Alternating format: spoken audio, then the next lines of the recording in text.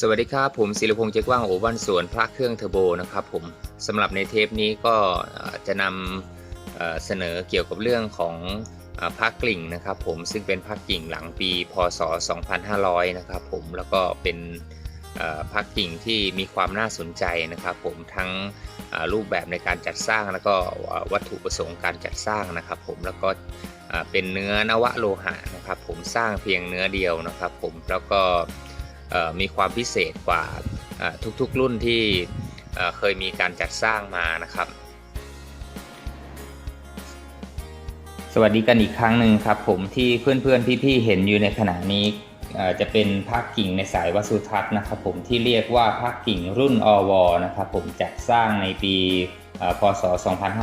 2533นะครับผมขนาดส่วนสูงของเฉพาะองค์พระกิ่งเนี่ยจะประมาณ3.8 เซนติเมตรนะครับผมฐานจะกว้างประมาณ2.1 เซนติเมตรนะจำนวนการสร้างทั้งหมดเนี่ย2,533 องค์นะครับผมกรรมวิธีในการหล่อในการสร้างนี่ก็จะเป็นการหล่อแบบโบราณนะครับผมบรรจุกลิ่งในภายหลังนะครับผมสำหรับการสำเร็จเนื้อพระกิ่งเนี่ยถือได้ว่าเป็นพระกิ่งชั้นครูนะครับผมในเนื้อนวโลหะนะครับผมแบบชนิดเต็มสูตรนะครับผมถ้าเรียกกันตามภาษาในสายวัดสุทัศน์เนี่ยเขาจะเรียกว่าเป็นสำริด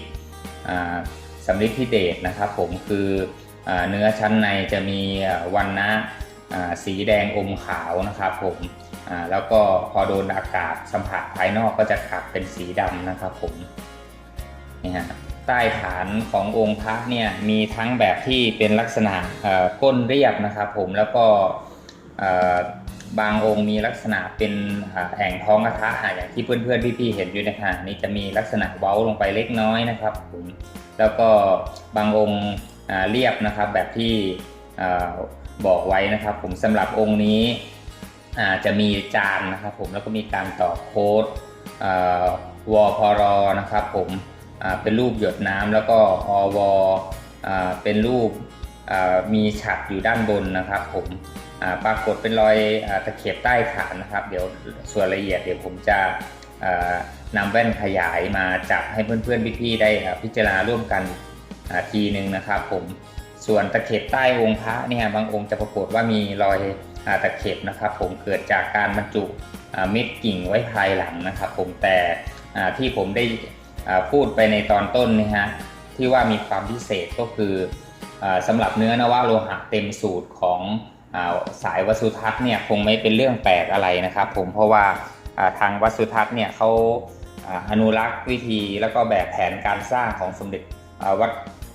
ของพระสังฆราชแท้ไว้อยู่แล้วนะครับผมแต่สำหรับในรุ่นนี้ที่บอกว่ามีพิเศษกว่ารุ่นอื่นๆก็คือได้มีการบรรจุเกศาของสมเด็จพระสังฆราชแท้นะครับผมที่เรียกได้ว่าไม่มีในรุ่นไหนเลยนะครับผมแล้วก็จะมีผงพุทธคุณต่างๆนะฮะที่เจ้าพระคุณสมเด็จพระสังฆราชท่านได้สร้างเอาไว้นะครับผมนอกเหนือจากนั้นก็จะมีการบรรจุเม็ดกลิ่งนะครับผมซึ่งก็เป็นตามธรรมดานะฮะพระกลิ่งก็ต้องมีเม็ดกลิ่งอยู่ภายในใช่ไหมฮะแต่ที่บอกว่าพิเศษเนี่ยก็อย่างที่กราบเรียนฮะคือมีเส้นเกศาและก็ผงพุทธคุณต่างๆบรรจุไว้ด้วยนะครับผมนอกเหนือจากนั้นเนี่ยมันจะมีชนวนมวลสารเก่านะครับผมซึ่งทราบกันภายหลังว่าเป็นชนวนของกลิ่งรุ่นเก่าๆที่สมเด็จพระสังฆราชแท้เคยสร้างไว้นะครับผมซึ่งมาปรากฏพบในกุฏิของสมเด็จพระสังฆราชนะก็นำมาหล่อหลอมอยู่ในผ้ากิ่งชุดนี้ด้วยนะครับผมแล้วก็กรรมวิธีในการจัดสร้างนี่ก็เป็นไปตามแบบแผนนะครับผมแล้วก็การปลุกเสกแผ่นยันนะฮะมีการปลุกเสกแผ่นยันในพระตำหนักคณะ6ทุกวันพฤหัสนะฮะจำนวน19 ครั้งฮะโดยในแต่ละครั้งเนี่ยเขาจะเริ่มตั้งแต่6 โมงเย็นนะฮะไปจนถึง4 ทุ่มนะฮะตลอดระยะเวลา3 เดือนนะครับผมเดี๋ยวรายละเอียดในส่วนขยายเนี่ยจะให้เพื่อนๆพี่ๆได้พิจารณาร่วมกันอีกทีนึงครับผมมาชมรายละเอียดภาพในมุมขยายกันนะครับผม นี่ฮะเนื้อในของผ้ากิ่งนี่นะครับผมเป็นสูตรผสมของวัดสุทัศน์นะครับแบบสำริดธิเดชฮะบางคนอาจจะไม่ค่อยคุ้นหูเท่าไหร่นะครับผมเขาจะแบ่งออกเป็น3โซนด้วยกันนะครับโซนนี้นี่ทางวัดเขาใช้ชื่อว่าสูตรผสมแบบสำริดธิเดชนะฮะคือเนื้อจะออกเป็นพิงโกครับผมคือจะออกเป็นลักษณะเป็นอมแดงนะครับผมเป็นออกเป็นชมพูนะครับผมเนื้อจะออกเป็นพิงโกฮะผิวภายนอกเนี่ยสัมผัสกับอากาศแล้วก็จะกลับเป็นสีดำนะครับผมบางองค์ปรากฏเป็นรูพรุนนะครับผมเนื่องจากเป็นการเททองหล่อแบบโบราณนะครับผมแล้วก็จะมีการแต่งนะครับผมในวาระหลังๆนะครับผมนี่ฮะลักษณะรูปพรรณเนี่ยจะเป็นศิลปะแบบจีนนะครับผมก็คือจะจำลองพุทธลักษณะของพระพุทธเจ้าหมอยานะครับผมหรือรู้จักกันในนามว่าพระไพศาลชยคุรุปภาตถาคตนะครับผมหรือพระไพศาลชยคุรุนั่นเองฮะนี่ฮะจะไม่ใช่พระพุทธเจ้าองค์ปัจจุบันที่เรากราบไหว้อยู่นะฮะจะเป็นพระอธิพุทธเจ้าพระองค์หนึ่งนะครับผมนี่ฮะลักษณะจะคล้ายๆกับศิลปะจีนสมัยรัชวงศ์ถังนะครับผมแต่ว่าเราจะมาสังเกตจากโค้ดที่ตอกนะครับผมก็จะตอกเป็นวพรนะครับผมนี่ฮะจะเป็นนามาพิไทยย่อของสมเด็จพระสังฆราชแทนนะฮะตอนหลังท่านจะเปลี่ยนนามาพิไทยย่อมาเป็นอวนะครับผมก็จะมีการตอกอวนี่ฮะไว้ตรงนี้นะครับผมจะเป็นอวครับผมส่วนด้านบนเนี่ยจะเป็นลักษณะของรูปฉัตร3ชั้นนะครับผมนี่ฮะปริมาณการจัดสร้างก็ถือว่าค่อนข้างน้อยนะครับผมก็ปริมาณการจัดสร้างเนี่ยจะอยู่ที่ประมาณ2,533 องค์ฮะคือเป็นปีพ.ศ. ที่ทำการจัดสร้างพระกิ่งรุ่นนี้นะครับผมเพื่อที่จะเป็นที่ระลึกในการระลึกถึงสมเด็จพระสังฆราชแทนนะครับผมที่บอกว่าพิเศษกว่ารุ่นอื่นเนี่ยผมก็แจ้งไปแล้วนะครับก็คือมีการบรรจุนอกเหนือจากบรรจุเม็ดกิ่งแล้วก็จะมีบรรจุเกษาของสมเด็จพระสังฆราชแล้วก็มวลสารที่เป็นผงนะครับผมที่ท่านได้เคยเก็บรวบรวมไว้นะครับผมจะมีก้นที่ปิดเนี่ยจะมีทั้งแบบที่เป็นเรียบแล้วก็ตอกโค้ดอวนะครับผมบางองค์เนี่ยอย่างองค์ที่ผมนำมาให้เพื่อนๆพี่ๆได้ชมกันเนี่ยจะเป็นลักษณะแบบจานนะครับผมจะมีลักษณะมีพบว่ามีรอยตะเข็บนะครับผมเนื่องจากได้ทำการบรรจุกิ่งแล้วก็เกษาของสมเด็จพระสังฆราชไว้ภายในนะครับผมนะ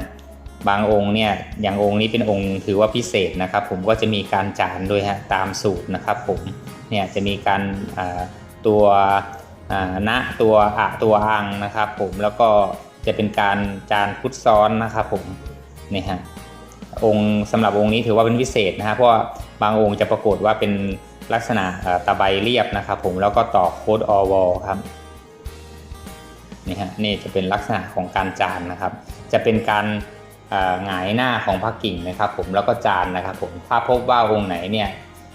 ลักษณะเป็นการจานคว่ำนะครับคือคว่ำหน้าพระกิ่งนะครับผมแล้วก็จานขึ้นไปเนี่ยเราก็ถือได้ว่าเป็นของปลอมทันทีนะครับผมเพราะว่าที่นี่เขาจะมีที่นี่เนี่ยหมายถึงว่าวัดสุทัศน์เนี่ยเขาจะมีเคสของเขานะฮะจะต้องหงายหน้าพระกิ่งนะครับผมแล้วก็ทำการจานอักขระนะครับผมเนี่ยจะจานเป็นตัวณตัวอังแล้วก็เป็นลักษณะของยันพุทธซ้อนนะครับผมนี่ฮะนอกเหนือจากนั้นก็จะมีเป็นพระที่ทำคู่กันก็คือเป็นพระชัยนะครับผมเนี่ยฮะจะเป็นพระองค์เล็กนะครับผมในสมัยอดีตเนี่ยที่มีการจัดสร้างพระกิ่งแล้วก็พระชัยวัดถวายเจ้านายเนี่ยเจ้านายเขาจะถือว่าพระกิ่งเนี่ยจะเป็นพระประจำบ้านจะเป็นพระประจำบ้านนะฮะก็คือเอาไว้อาราธนาทำน้ำมนต์นะครับผมส่วนพระชัย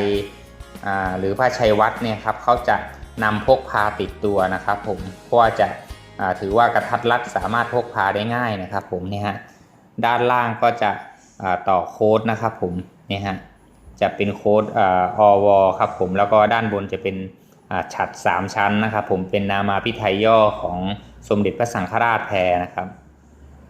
นี่ฮะเดี๋ยวเราจะมาให้เพื่อนๆพี่ๆดูกล่องกันอีกทีหนึ่งเพราะว่ากล่องพระเนี่ยก็มีความสำคัญเหมือนกันนะครับผมเพราะว่าแต่เบื้องต้นเนี่ยถือได้ว่าถ้าได้พระแบบสมบูรณ์จริงๆก็จะต้องมาพร้อมกล่องอย่างนี้นะครับผมนี่ฮะตามที่บอกนะครับปริมาณการจัดสร้างประมาณ 2,533 องค์นะครับผมราคาเช่าจองเมื่อ30 ปีที่แล้วเนี่ยราคาจองจะอยู่ที่ประมาณ3,999 บาทนะครับผมถ้าผมจำไม่ผิดนะทองในปีพศนั้นนะ30 ปีที่แล้วเนี่ยอยู่ที่บาทละ 4,000 นะครับผมเพราะฉะนั้นพระกิ่งและพระชัยวัฒน์เนี่ยฮะคู่หนึ่งเนี่ยมีมูลค่าเท่ากับทอง1 บาทนะครับผมมาถึงปัจจุบันนี้ถือว่ามูลค่าในการเก็บสะสมเนี่ยยังไม่แพงมากนะครับผมเพราะพระเนี่ยราคาสูงสุดเท่าที่ผมเคยสอบถามจากทางสนามพระและก็ศูนย์พระต่างๆเนี่ยราคาจะอยู่ประมาณ10,000 กว่าบาทนะครับผมทองในปัจจุบันเนี่ยน่าจะอยู่ประมาณ20,000 กว่าบาทนะครับผมแต่ว่าราคาเช่าหาตอนนี้เนี่ยอยู่ที่ประมาณ10,000 กว่าบาทนะก็ถือว่าหน้าที่จะเก็บสะสมแล้วก็อาราธนานะฮะเพราะว่าพระกิ่งสายวัดสุทัศน์เนี่ยถือว่าการอนุรักษ์อย่างหนึ่งของทางวัดเนี่ยก็คือการผสมโลหะตามสูตรโบราณนะครับผมก็คือเป็นสูตรมาจากพระวรรณรัตน์วัดป่าแก้วนะครับผมก็คือเป็นพระอาจารย์ของสมเด็จพระนเรศวรมหาราชนะครับผมตกมาถึงวัดบวรแล้วก็ตกมาถึงวัดจักรวรรดินะครับผมแล้วก็ภายหลังเนี่ยสมเด็จพระสังฆราชท่านได้รับตำรับตำราไว้ก็มาอนุรักษ์ไว้ที่เป็นสมบัติของวัดนะครับผมเพราะฉะนั้นการอาราธนาทำน้ำมนต์หรือว่าในอำนาจพุทธคุณเนี่ยถือว่าสายตรงที่สุดแล้วนะแต่ว่าความพิเศษนะฮะอย่างที่ผมกล่าวเรียนไปแล้วในข้างต้นนะครับผมก็คือมีการบรรจุDNA ของสมเด็จพระสังฆราชครับผมก็คือบรรจุเกศาของท่านนะฮะนอกเหนือไปจากนั้นก็ยังมีการบรรจุผงนะฮะลงไปด้วยพร้อมๆกับเม็ดกลิ่นครับผมสำหรับใครที่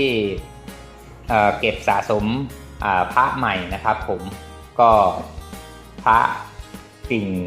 พระชัยวัฒน์เนี่ยครับรุ่นอวเนี่ยก็ถือว่าเป็นอีกทางเลือกหนึ่งนะครับผมสำหรับในเทปนี้ก็จะขออนุญาตเพื่อนๆพี่ๆนะครับผมยุติไว้แต่เพียงเท่านี้ครับผมขอบคุณมากๆครับ